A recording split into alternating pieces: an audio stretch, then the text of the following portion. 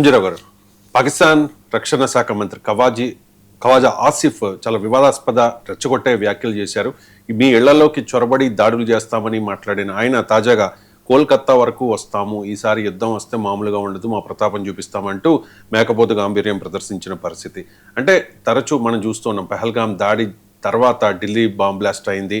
ఆ తర్వాత ఎటువంటి యాక్షన్ కూడా పాకిస్తాన్ మీద భారత్ తీసుకున్న పరిస్థితి లేదు.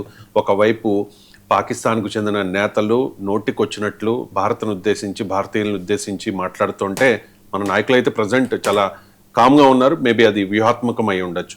ఇది అంటే ఇలానే ఉపేక్షిస్తే భారీ ప్రమాదం తప్పదా? ఇండియా పాకిస్తాన్తో 6వ యుద్ధానికి సిద్ధం కావాల్సిన తరుణం వచ్చిందా అంటే ఏం చెప్తారు? ఎస్ అండి, ఇప్పుడు పాకిస్తాన్ యొక్క ఖవాజా ఆసిఫ్ రక్షణ శాఖ మంత్రి చాలా దారుణమైన వార్నింగ్ ఇవ్వడం జరిగింది. ఇది ఉపేక్షించడానికి వీల్లేని వార్నింగ్ అయితే మనం చెప్పుకోవచ్చు. దీనికి ముందే ఈ బాసిత్ అంటే ఇండియాలో పాకిస్తానీ రాయబారి మాట్లాడింది ఏంటంటే, ఒకవేళ United states of America Pakistan మీద అటాక్ చేస్తే పాకిస్తాన్ తన అణ్వస్త్రాలు తీసి ఢిల్లీ, ఇప్పుడు భారత రాజధాని ఢిల్లీ, భారత ఆర్థిక రాజధాని ముంబై మీద వేస్తామంటూ రెండో వార్నింగ్ రీసెంట్ వీక్స్లో మనం చూడవచ్చు. దీనికి ముందు ఏంటంటే అక్కడ టెర్రరిస్టులు, అక్కడ ప్రతిపక్ష నాయకులు, ఈవెన్ ప్రెసిడెంటు, అది Pakistani president, Pakistani prime minister, ముఖ్యంగా ఫీల్డ్ మార్షల్, వీళ్ళందరూ వాళ్ళకు తగ్గట్టు భయానకమైన వార్నింగ్ ఇవ్వడం జరిగింది. చాలా దారుణమైన వార్నింగ్లుగా మనం చెప్పుకోవచ్చు. మరి పాకిస్తాన్ మీద మనకు వార్నింగ్ ఇస్తుంటే పాకిస్తాన్ నుంచి మనం ఏంటంటే సోషల్ మీడియాలో ఎక్కువగా కనపడుతున్నాయి. అంటే పాకిస్తాన్ అప్పుల పాలైపోయింది, ఒక పేద దేశం, ఒక బెగ్గింగ్ కంట్రీ, ఇలాంటి పరిస్థితుల్లో ఇండియా మీద అటాక్ చేసే అవకాశం లేదు కదా అని మనకి నవ్వులు ఇవన్నీ మనకు కనిపిస్తున్నాయి. కానీ యుద్ధ నైపుణ్యం ప్రకారం ఏంటంటే, యుద్ధ వ్యూహం ప్రకారం ఏంటంటే, ఎంతటి శత్రు శేషాన్ని కూడా మనం ఉపేక్షించకూడదు అనమాట. 1947 నుంచి చూస్తే ఇప్పటికి 5 యుద్ధాలు మనం చేసాం, రెగ్యులర్ వార్స్. దాంతోపాటు 30 సంవత్సరాలుగా మనం ఏంటంటే ఈ వార్ ఆన్ టెర్రరిజం, ఇది క్రాస్ బోర్డర్ టెర్రరిజం పాకిస్తాన్తో చేస్తున్నాం. ఇండియా అనేది అస్తిత్వంలోకి వచ్చిన తర్వాత ఇండియా తన యొక్క మొత్తం 10,000 సంవత్సరాల చరిత్రలోనే పాకిస్తాన్తో చేసిన యుద్ధం ఎప్పుడూ కూడా భారతదేశం చేయలేదు తన చరిత్రలో.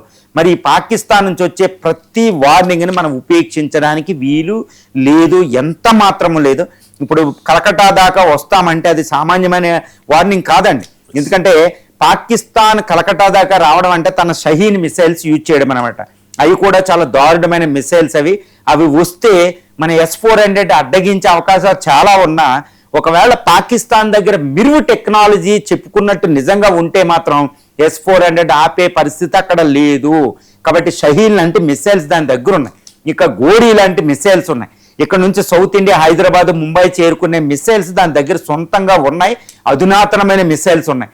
తర్వాత ఎయిర్ ఫోర్స్ కూడా 5th జనరేషన్ ఫైటర్స్ దాకా చైనా నుంచి తెచ్చుకునే అవకాశాలు ఉన్నాయి. ఇప్పటికి 4.5 జనరేషన్ JF-17, J-10 ఫైటర్స్ అక్కడ ఉన్నాయి. తర్వాత అణ్వస్త్రాలు, అకార్డింగ్ టు సిప్రీ రిపోర్టు 160 అణ్వస్త్రాలు దానికి ఉన్నాయి. తర్వాత సబ్మెరీన్స్ ఉన్నాయి. ఈ విధంగా ఏంటంటే ప్రపంచంలోనే 12వ శక్తివంతమైన ఆర్మీ పాకిస్తాన్ దగ్గర ఉంది. కానీ దాని దగ్గర ఇప్పుడు మిలిటరీ బడ్జెట్ లేదు, బెగ్గింగ్ నేషన్. ఇదే అసలైన విషయం అనమాట. ఒక శత్రు దేశం ఏంటంటే అది కూడా సుఖంగా బతుకుతూ, అది కూడా మంచిగా ఉండి, చాలా సర్వశక్తి ప్రజల జీవన వ్యయాలు అన్నీ బాగున్నప్పుడు ఏది యుద్ధాన్ని కోరుకోదు. ఇక నేను ఎలాగో పోతున్నాను, పక్కవాడు చాలా పచ్చగా ఉన్నాడు అంటేనే డూఆ డైమోడ్లో పక్కోని చూశాను అసూయతో యుద్ధం అవుతుంది. ఇదే అసలైన విషయం.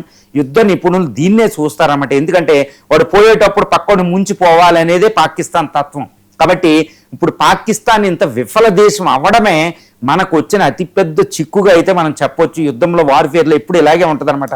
అనవసరమైన యుద్ధాలు ఎలాంటి సందర్భంలో వస్తాయి, కరువులు ఎక్కువ వచ్చినప్పుడే యుద్ధాలు ఎక్కువ వస్తాయి. ఇప్పుడు పాకిస్తానీ పీపుల్ని డైవర్ట్ చేయడానికి ఇండియాతో యుద్ధానికి పాకిస్తాన్ ఆర్మీ రావచ్చు, పాకిస్తానీ పొలిటికల్ పార్టీస్ రావచ్చు. ఎందుకంటే సింధు జలాలు ఆగిపోవడం, ఇది ఇరాన్ యుద్ధం వల్ల ఆయిల్ రాకపోవడం, పెట్రోల్ ధర 400 నుంచి 500 పెరిగిపోవడం, అక్కడ బెగ్గర్స్ 2-3 కోట్ల మంది బెగ్గర్స్ ఉండడం, చాలా దారుణమైన పరిస్థితి పాకిస్తాన్ చరిత్రలోనే వచ్చిందనమాట.